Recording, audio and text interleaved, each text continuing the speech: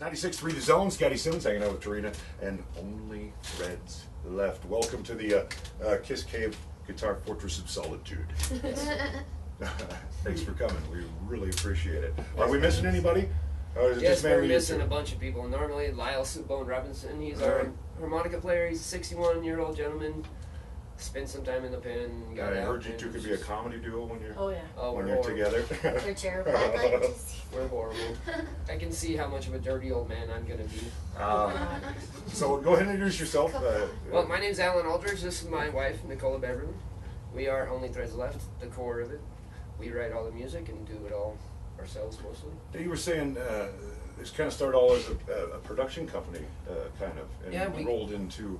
We got you guys invited performing. here. We got invited here roughly 5-6 years ago to do a guest spot for tattoos. I'm a tattoo artist. This year will be 19 years professionally in November.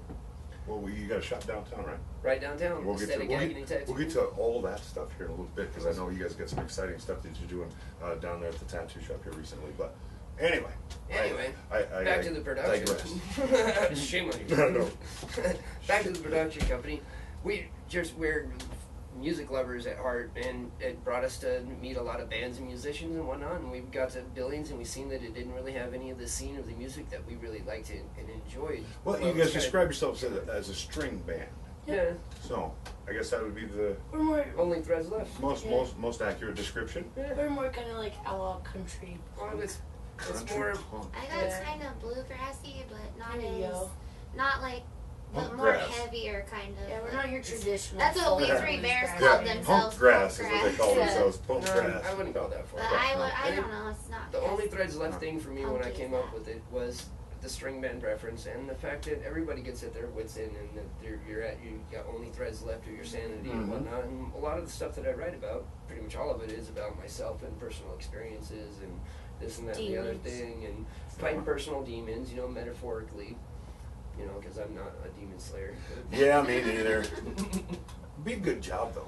Be Fuck 'em, exciting. sometimes they're my best friends. I like some of my demons as well. I do too. But Sometimes they're too much fun to fucking I know. Yeah, we had James Honeycutt come through first. He started us off in the shop. He was the first one to come through. Yeah.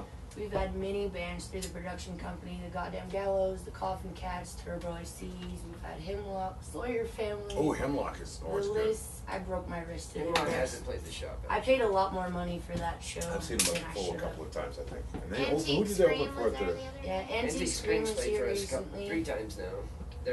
Chris Rutledge will be back August 7th with Kyle Grove at the tattoo shop.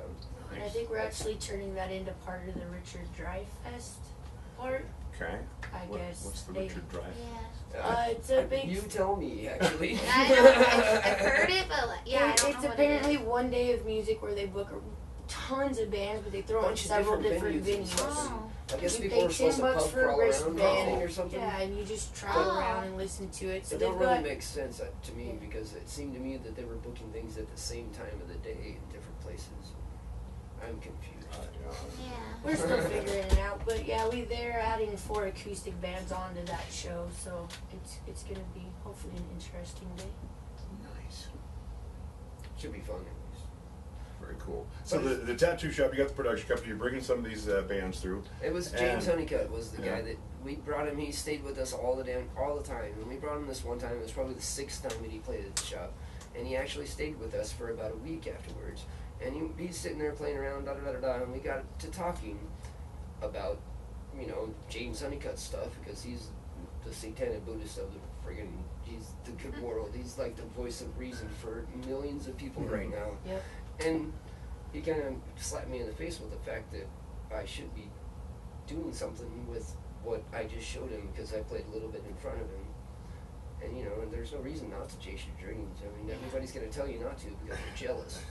And that's basically it. I mean, if you listen to James's music, it's really inspirational in that manner, to chase your dreams. That's Absolutely. basically it. And some just get luckier than others. Really? I mean, we're all the same kind of person, basically. Truthfully, I'm the luckiest guy. I've still got a day job. Absolutely, me too. I haven't had to work for a living, thank God, knock on wood, for most of my adulthood. So. Well, I'm a tattooer. I mean, my work is demanding, but Yeah. it's not necessarily physical. Now what? To a certain extent. Sorry, I No, go noticed that like you guys have had several different people come through and play with you, like as Only Threads left. Yep. Oh, yeah. Do you do that like on purpose, like, or like was there stuff happen and they left, or do you kind of just keep it with you two and then kind of bring in people for certain stuff? It started out the two of us, and then we first brought Benjamin Iron from Asinine and Shangri-La. The man in 500 Yeah, bands. he's like, what, is that band number 6 now that I've Yeah, heard you played with? he's actually the other one. We are see band here number tonight. 6 for Ben. He actually started out our drum player, then switched to our bass player, and now he's our cajon player. Because we went to a music festival, we got invited to the Outlaw Music Fest last October in Kentucky. Oh, cool. So we got to go there and play with some really great, amazing outlaw country musicians. Wade Jennings was there, Waylon Jennings' son. Yeah. Terry Jennings Who was was it? there. It's Terry's son. Yeah, Terry's son. That was his grandson, I'm sorry. Tom Gant, and who else was there? There's a bunch of old people. Billy Gant was there. Billy Gant was Yeah. one of my favorite people to meet at that time, and Tom Gant. They're just some really cool old school outlaw country guys that never went popular. One of the main guys that was supposed to be there, I was quaking in my boots, was Billy Joe Shaver was supposed to play. Yeah. But David Allen Cole was it apparently rained the supposed to entire show up, time. but I've seen David before. the whole I week mean, it I rained did. really bad, so it was kind of a really bad turnout. It was a great time. It was a great week. It was more like a big party for the musicians Yeah. and the vendors. And sometimes that's all right. It was though. great. It The, was. I wouldn't Everybody trade on it the for same the world. level. And we the did. real Once Hatfield we and got McCoys there and were noticed there. it was going to be rained out, we knew we weren't going to get paid, and we still had the best time of our lives. It was probably one of the funnest times of my life. I mean, Yeah. I learned so much as far as music goes, and Yeah. You Learn said more Ben importantly. played, is that when Ben. he sits on that? Yeah, but that's the whole story to that is Ben, while we were there, we had actually left 3 days early thinking we had a 61-year-old man with us he deemed rest. No, he hauled ass 31 hours straight. Got there like 4 days early.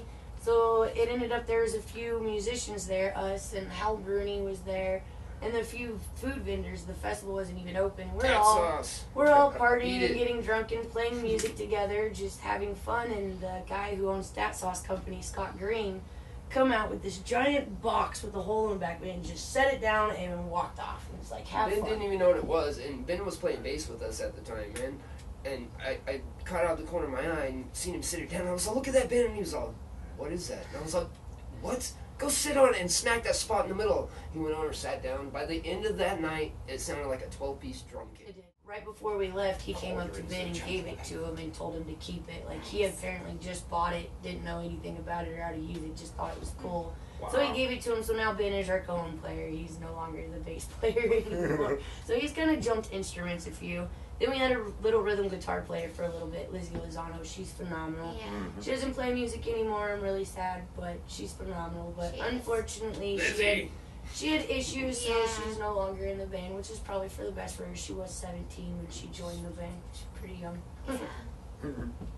We can pause for a minute. Do you guys mind me asking about how, like, you were telling me a while back how you were gonna go on tour, like the Hatfields and McCoys? Yeah. Are you Love still this. like doing that, or do We you want to already talk did that, about it? actually. Or Yeah, you did? no, it's Yeah. not that we're It going wasn't on. a tour. We went and played a show for I James thought it Hatfield was like at you were gonna go on tour. No, Right. Diane Strong's ranch.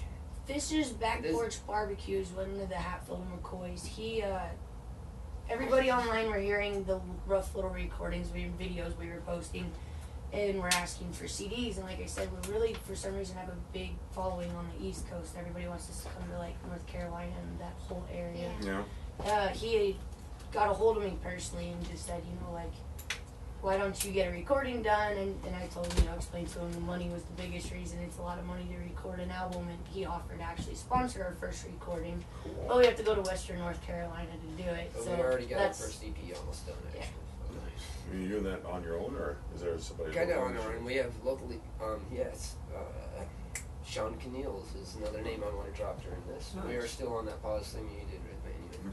Sean Keneals, his name needs to be dropped because he's new in town and he's just got out of school for recording and does an amazing job and is doing it really cheap for local artists. Yeah. It's really cool. And we've commented amongst ourselves. We get people solicit us with music all the time. Mhm. Band out of, was it Sydney?